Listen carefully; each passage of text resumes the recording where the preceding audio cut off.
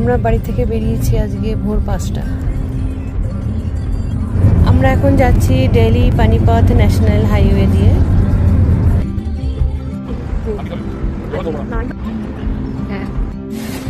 Hello everyone, good morning. আমরা আজকে যাচ্ছি ভৈরব বাবা কামাখ্যা মা রিট্রিটে দিল্লিতে। আর চণ্ডীগড় থেকে যাচ্ছি। আমারই যাওয়ার কথা একা, আমার হাজব্যান্ড বললো যে না আমি যাবো তোমার সাথে, আজকে সানডে ছুটি আছে। এই যে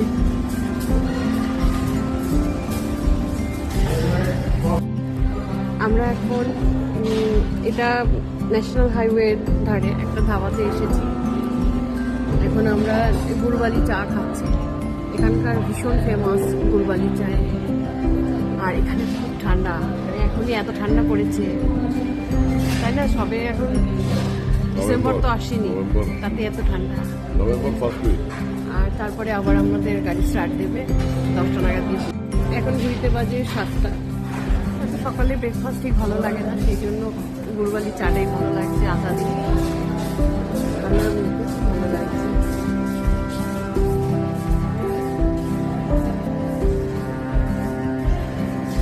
বাই কার যাচ্ছি আমরা।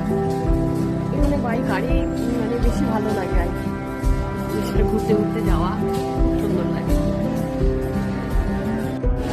ছেলে মেয়ে বাড়িতে আছে, মেয়ে এসেছে চণ্ডীগড়ে, ওর শো আছে, ওরা ঘরেই রয়েছে।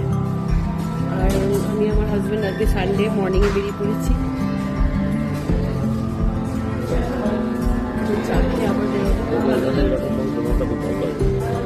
এরকম সানডে করে মর্নিংয়ে বেরিয়ে পড়তে ভীষণ ভালো লাগে, তাই না? তোমার কেমন লাগছে? ভালো লাগছে?